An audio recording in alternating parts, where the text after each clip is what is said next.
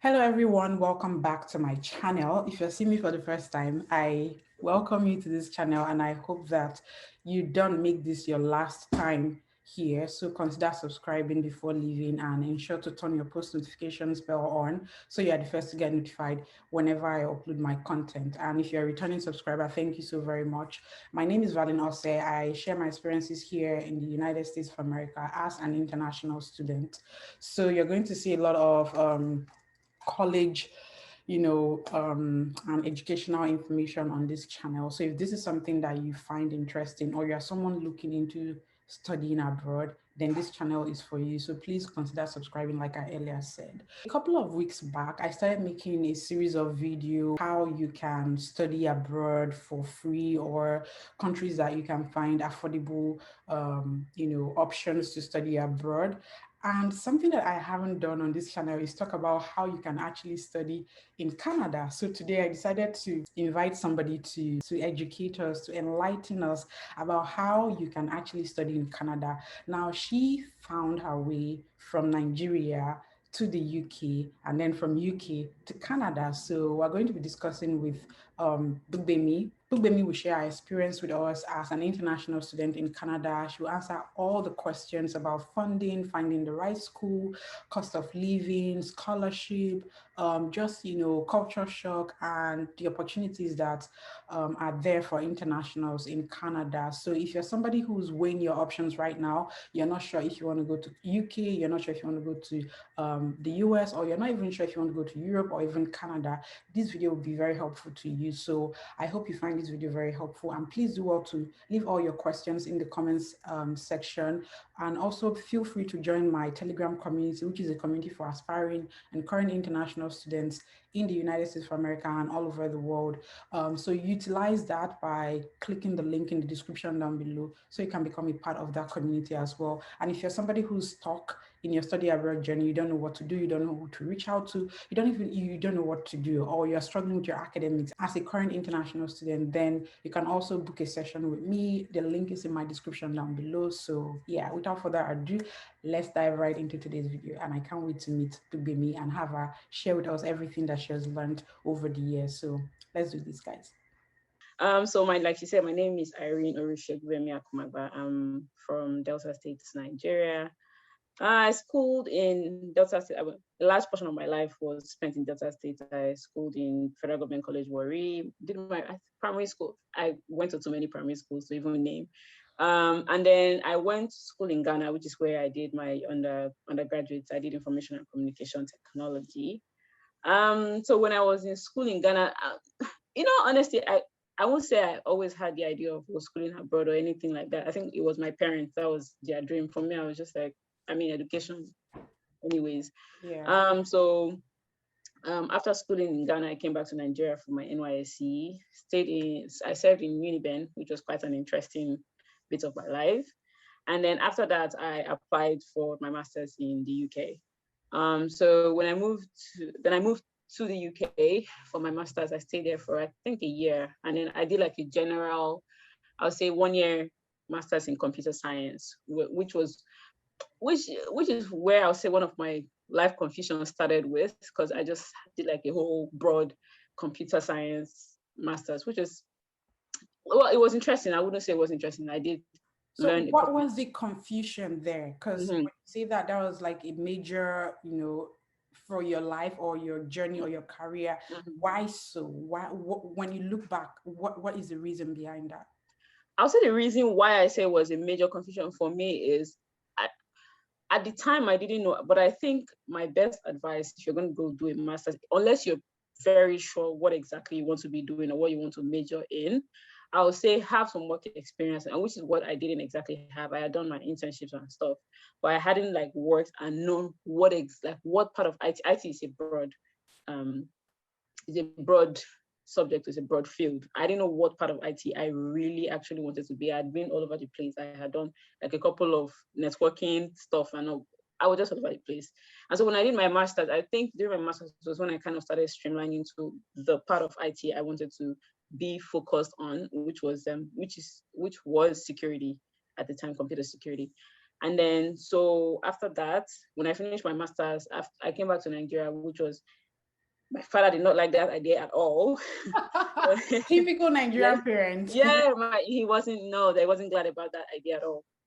Well, it wasn't like I didn't try. I did try to get a job in the UK, but at that time there wasn't that post-study work stuff thing. So by the time you're like 4 months, almost 4 months at the end of your program, they already sent you a reminder that, girl, besides, go home. Go back to your home country. Yeah, like, go home. Anyways, so I wasn't bothered, to be honest, because I knew for sure that the UK wasn't somewhere I wanted to. I mean, people love staying in the UK, and I'm not saying it's terrible. But then I knew for sure that that's not where I wanted to live the rest of my life. So I came back to Nigeria. When was that? When did you come back to Nigeria? In 2016, the end of 2016, I came back to Nigeria. And then in 2017, I got a job in Lagos.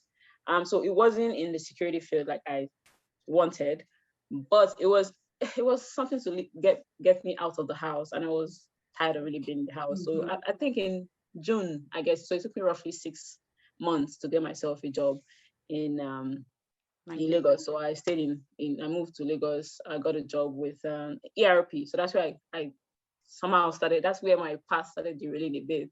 And then I won't say derail. Eventually it works out. But then, so I worked in ERP tech support kind of thing and implementation. I worked there for, I think, a year and a couple of months.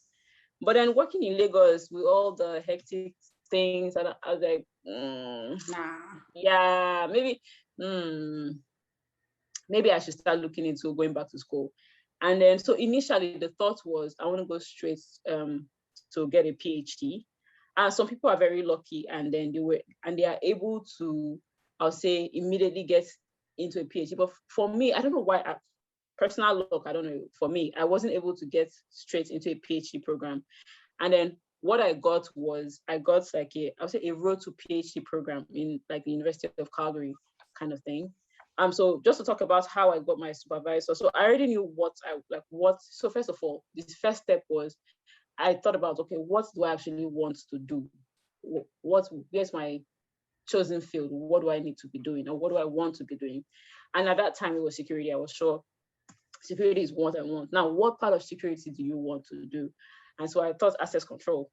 So access control was one thing I found interesting during my master's, even though I just did a bit of it in one course. I was like, okay, access control is an interesting thing. Now I started reaching out to different people, started writing. So you start reaching out to professors, which is the first step. So you establish, okay, this is what I want to do. And then you start doing your research. Now that's where the work comes in. You do a lot of research. What are these professors doing? What is their research lab like? What is their past work? What are they currently working on? Are they accepting students? So when you do your research for that and you find out, okay, these are the professors. Some people are quite, for me, I didn't tie it to particular provinces, because some people are very particular about that, because Alberta is pretty cold as compared to some other provinces. So some people they don't even consider schools in like the cold regions. So for me, I just like threw my wild net, I'll say. And then I got a hit with my professor in University of Calgary. Before we get into the, you getting that hit from that professor, what do you say to the professor when you reach out to that professor? Like, can we have because people are watching, okay, maybe they've been doing it wrongly and it's not been working. Let's hear from you, the approach that you used to reach out to those professors. What was the content like and how did that work out for you? How many did you even reach out to? Oh, that number, I can't even remember how the number, like a lot of people just aired me. They just never responded. I'm not even gonna lie. And at first I don't know if I wasn't going about it right, but when I started, so what I started doing was I started actually properly reading into what they were doing and making sure that this is what I really wanted. And then when I mail professors, I mail them. Sometimes I would have already written like a small sort of like proposal kind of thing, like a 1-pager, half-pager or something, a small proposal. So basically, when I reach out to this person, it already has my statement of intent. So what I do is I already know what so I already write like a small proposal of intent. As okay, this is the current research you are doing. This is how I feel like I can add to your lab. I will be an improvement, an addition to your lab.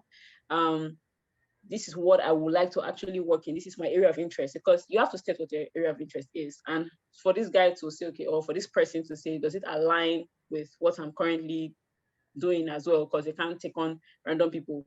So yeah, I just feel like a small proposal kind of thing. So when I send them like an email, I say, oh, my name is so and so. I see you're working in so and so area. This is your lab. I did read a couple of their papers. That's another thing. You have to read a couple of their papers. And in my proposal, something I did, I don't know if that was what worked specifically, but something I did was that I reference when I'm writing my short proposal, I kind of reference one or two of their papers that kind of aligns with what I'm trying to say. Basically, so they know that, okay, you've actually read through their work. You're not just some random person just like mailing them out of nowhere. You've actually read through it. You don't have to read the entire paper, but you have to like just skim through, at least you read this person's work. For you to want to work with this person as a professor, that means you've read this person's work and you think that you'll be a good addition to that person's lab, basically. So yeah. So when I sent the proposal, I sent the emails to say, oh, this is who I am, what I'm currently doing, this is what I would like to do, and I would like to join your lab. So people ignore, a lot of people ignore actually. And then I got this hit from University of Calgary. And then based on that, he said he wanted to have an interview.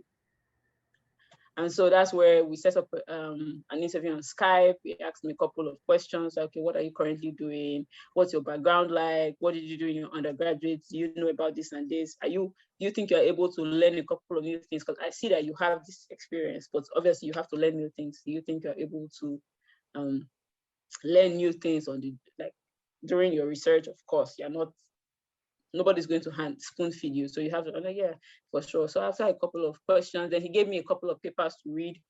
And then after giving me those papers to read, what I then had to do was I kind of had to give him a summary to say, okay, based on these papers, this is what I think. And it was like, okay, great. I think you'll be a good ad.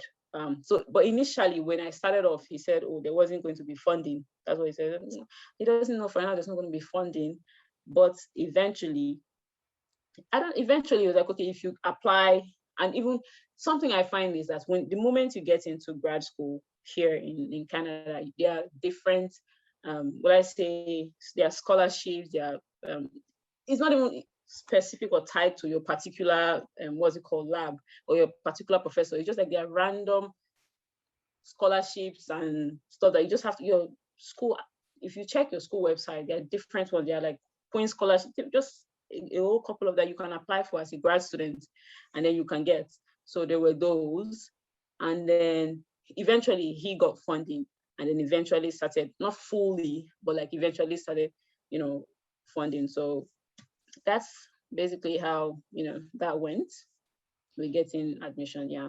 So after you reached out to this professor, he responded back and scheduled an interview with you. It went well. He gave you some papers to read. You did your homework and responded, and finally was like, oh, you're going to be an addition to the lab, right? Mm-hmm. What did he ask you to then apply to the school, or at the time did you already apply to the school? Sorry, I didn't. Yeah, I didn't. I'm so sorry, I didn't mention that. So what happened was, after I then got when I had responded and he was okay with that, then he then gave me like a short approval kind of thing, like a note to say, when you eventually apply, tell them that you have a professor and this professor so and so is happy to take you on. So that automatically, that helps with the admission process. That really helps, because especially for top schools, that really helps, because when they know that for sure you already have a professor. Because what happens is, if you don't have a professor and you apply for admission and you do get it, say you have like really great grades in your undergraduate and you do get it, then you have to now start looking for a lab to join. So it's better you get a professor and then apply, and then add his name or his notes to say, I already have this professor, I'm working with this person. So that's how we went. Yeah, where did you add that note? Was it like in your statement or intent? Because there are two things the first thing that you said was a proposal, and I think that after this interview, I'm going to reach out to you to send that to me so that I can attach it or read it out in another video so people can see it and make use of it as well to just help themselves. Then the other thing would be this statement of intent or statement of purpose. If that's where you added it as well, we would also want that resource so that people can as well benefit from it. So I can attach it when I'm uploading the video as well. But the question is, was it in the statement of intent that you added it, or it was like? So yeah, eventually in my statement of intent, I just added like somewhere in the last paragraph that, oh, I already have a professor in like so and so professor, and we're already going to work together, so and so. So that, but then somewhere in your application process, when you fill in your online application, there's somewhere where it actually, I don't know how it is for other schools, but there's somewhere where it actually asks you, do you currently have a professor you'll be working with? And then you say yes, and then you fill in that person's name, and like check, and then you fill in that person's name. So they would then do their own confirmations to say, well, truly, did you say you're working with this person or not? So you add it in your statements of intent to just kind of, because you already roughly would have had something properly written up, but then you add that, so that kind of makes your application a stronger one for sure. Yeah. Great. So you mentioned that you reached out to a couple of professors. How did you find these professors? How do you even find a school? I know at some point you can't be like, this is the one school I'm going to go for. You just want to apply to as many as possible, or as many in the same area or niche you're trying to target for yourself. So how do you even find Canadian schools if I'm somebody who's just new? Because you are my professor right now. Everybody that's watching us now, you are Professor Irene, So tell us, how can we go about it? So I would say I like to say that when I do school search or even visa search or whatever search, Google is your friend. So like I said, I started with knowing what exactly I wanted to do. You have to be specific. Sometimes you don't know exactly what you want to do. You can just, maybe you have a course in mind. Say for instance, let's say I have maybe cybersecurity in mind. That's what I want to do for my master's. So you go into Google, you search cybersecurity Canadian schools. What happens is that you see a whole long list of like schools, and then that is, checking for schools is a very, very tedious process. I'm not going to lie. Then you have to start looking through schools one by one, checking, okay, what is their actual, okay, under cybersecurity or under computer science departments, who are their professors? What are their professors working on? And then you start taking, literally this is what I did. I had a whole full notebook. And then I started, okay, based on this general search I did, cybersecurity or computer science, Canada, this is the school, this is the professor, this is what this professor is working on, and this is what their email address is. And then I start saving them somewhere. And then so a way to actually find professors specifically, say if University of Calgary, for instance, pops up as a school that has whatever course or whatever program you're trying to go to, what you then need to do is then you go into that university's link, check for your particular faculty or your particular course, and then under that, check for like faculty or researchers in that or labs within that program. Within that, then you start seeing specific names of professors, there are specific labs and the specific work. Some schools don't put it, but then of course, university professors will usually have their links there because, I mean, I'm not gonna lie, they like to brag about their work. So you see them with their name, their links to whatever it is they're doing. And if that interests you, that's how you pick a professor, really. That's really it. So there's no fast way about it. You have to go through the school, or in some cases, if you are specific enough to know the exact like faculty or the exact course to the nitty-gritty, you can search it, and then maybe a couple of professors with their names can pop up, and then maybe you can then start doing like reverse psychology kind of thing. Yeah. So yeah, but me, I went the other way: the schools first, then professors, then their work. Yeah. Oh my goodness. So you had an admission that wasn't fully funded from the beginning. You were told, and then, but I mean, you had a professor who already indicated interest in being your professor or supervisor, and you went with that, you applied and you got the admission. How is the visa process like for Canadian schools? Whoa. What did you do after you got your admission? Like, so the visa process for Canadian schools, it took me roughly, because I got my admission in I think April of 2018, and then I got my visa in September. So it was, yeah, that's roughly 4 months. So the visa process is straightforward. I'm not gonna lie. I don't know. I mean, now it's become a little bit more tacky, but then it's straightforward. That's what I'll say. When you get your admission letter, you just go online. So depending on what you want to do, you go online, you create your account on the Canadian immigration website, you create your account, you Is it the populate your information. IRCC or IRCC, yes. The IRCC, yes. So you populate your profile? information as much as you want to do. And then based on your profile you've populated, or they'll ask you, is it a study visa you want, or whatever visa, you say study visa. Do you currently have admission? You say yes. Do you currently have funding? Yes. Like when you do all of that, and then it will then create you a list of documents that you actually need to provide for you to get this. Now, in some people's case, they do their health, I've forgotten what it's called. How have I forgotten what it's called? So they do their what's the health check thing? Health check. I'll just say health check. I've forgotten the exact name right now, but some people do their health check before they apply for their visa. What I did was I just applied first. I didn't know it was a possibility. So I applied first. After a month, they called me for biometrics. I gave my biometrics and that. And then they checked that. After a month, they called me medicals. That's the word, medicals. So after a month, they called me for my medicals. I did my medical. I don't know how other people don't go, but literally, I don't know why they kept spacing it a month. After a month, I did my medicals. After a month, they called me for, I think, to drop my passports. After that, they called me like a month later to come pick up my passports. So that's how it went. So biometrics, medicals, passport submission, and then eventually getting the visa. So it was, I would say for getting a visa in Canada is reading. There's a lot of reading and there's a lot of asking questions, because I had a couple of friends that were here already. Whatever I don't understand, I read, I ask questions. I don't know what this means. I don't know what this is, because I usually, when it comes to application for visas and stuff, I usually tend to do them myself. Some people prefer to use an agent, which is also fine, to be honest. But I prefer to do my applications myself. So I do a lot of research. Before I even start the application, I do a lot of research. I just try to read wide, basically. I ask questions, even during the filling of the thing itself, the application itself. I'm like, okay, I don't know what this means. I ask a friend, okay, what do you think this means? I don't want to be, okay. They're like, oh, this is what it means. So I ask questions. That's basically what it is. I just asked a lot of questions. And well, it turns out it was good for me. It's quite funny though that for Canada you don't have like a physical one-on-one interview with like a visa officer. That's actually weird, right? Yeah. Like, in the UK, I had to do that whole one-on-one, and they asked yes. me, why are you?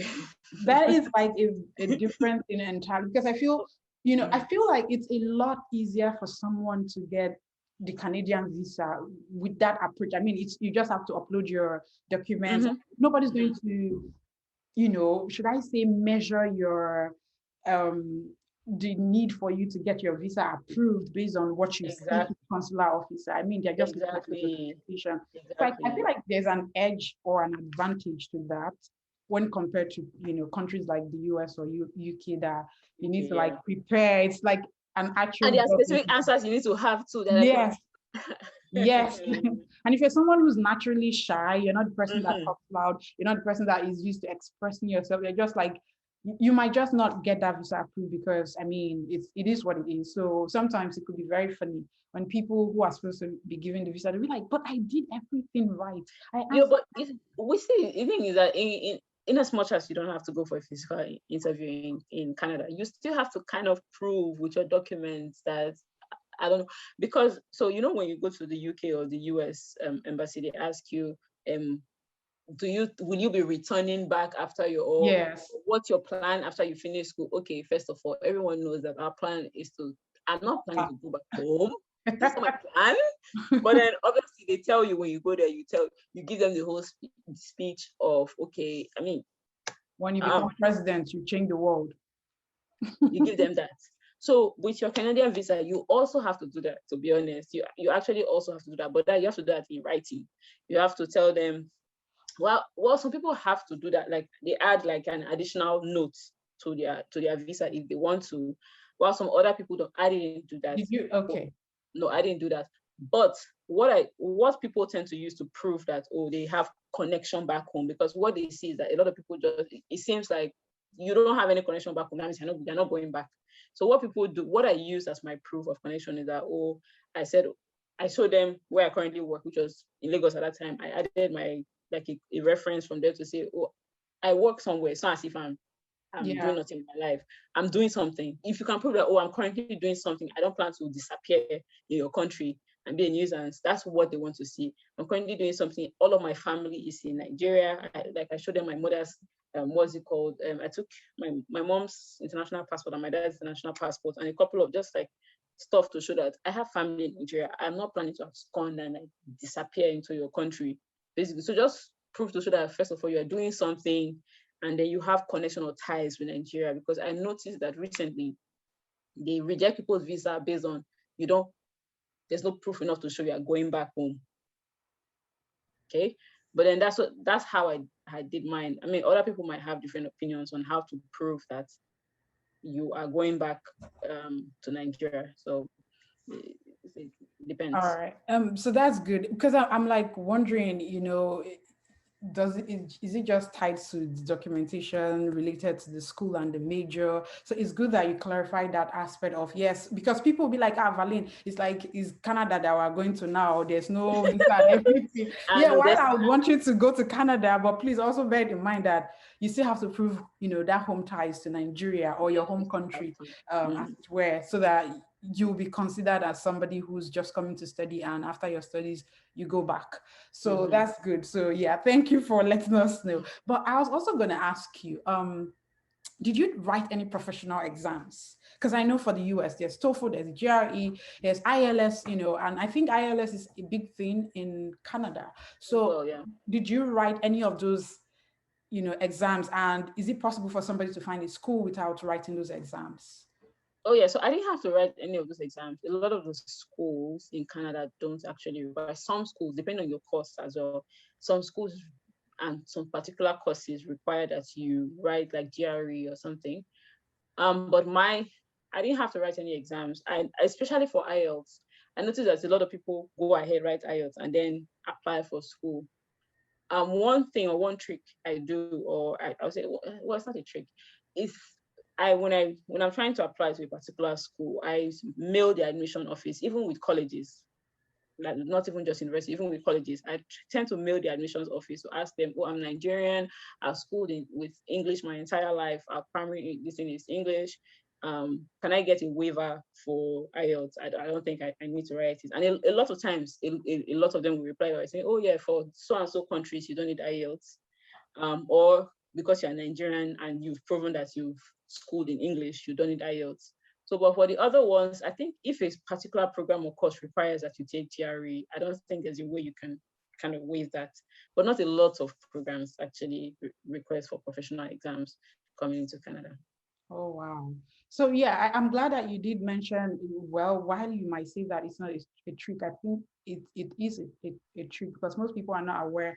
They just, are interested in finding the school, then they go to the department, and then they're trying to either find a professor or just, figure out if this is the school I want to apply to. But it is also important that you apply, you reach out to the admissions office, send that email, ask them all the questions. Yes. You see, Irene is here telling you what she did, and they will reply you. If you have any confusion, you're not sure about anything, if you need a waiver, even for the application fee, you can even reach out to the school. You never know. You never know. So if you're somebody worried about taking the TOEFL exams or the ILS or anything like that, reach out to that school. Tell them that you're from a country that speaks English, and then, find out if they can waive that exam for you, or if you're somebody who's looking for an application fee waiver, send it to them and request for them to, like, oh, you really would want to come to their school, but you need a waiver for the application fee. See what just yeah, I know a couple of people who got their application fees waived and stuff. Even in some colleges they waive. You just have to send a mail. That's it. Just basically ask, because what's the worst that can happen? They tell you no. Okay, no, exactly. Yeah.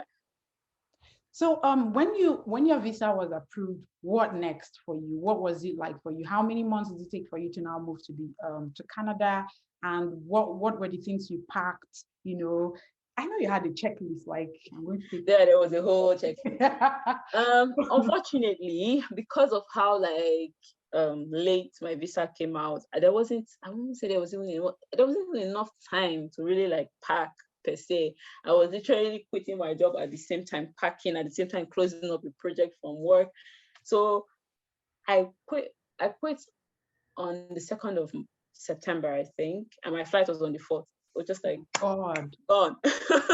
Gone. I was moving, quitting my job, moving because of how late my visa came. So I didn't have like a whole, but then one thing I know I did plan for was food. I planned for food, yes. So I mean when yes, yes, I already told my mommy, so this thing will soon happen. I don't know when exactly it will happen, but soon. So can you help me start packaging some particular things? And then so she helped me package things like, so depending on what people want, or but then food is, so some people don't care, honestly. Some people don't care about like having Nigerian or African food with them when they travel. I care. I really care. So I had a couple of things, fish, crayfish, those kind of things. So my mom packaged them and then brought them to me in Lagos before like I took off. So food is, if food is important for you, all of your important documents, if that's important, that's not if, that's important, all of your important documents, unless you plan to go back and forth Nigeria, your important documents, I don't know, school documents, of course, school documents, if you don't want to have them like in your email, you want them printed, you can have that as well. Dress, well, so depending on what time you come into Canada, so you can kind of come in simply like with your normal clothing and then buy. But my advice is at least come in with something warm, thick, something warm, basically, to keep you, at least, so you survive. I'll tell you what, unfortunately, when I came in, my mistake was I didn't research about Alberta weather early enough. That was my problem. So I didn't know it was going to be like pretty cold. I knew it was going to be cold, but I didn't know it was going to be cold that quick. So I got in September, and in October, which was weird, it already started snowing. So I didn't have snowshoes. So I had to start looking for shoes. So that's one thing. So if you can, I know places, I know they sell things like jackets and stuff in Yaba and stuff. So people advise that, or I advise that you get at least one to start off with.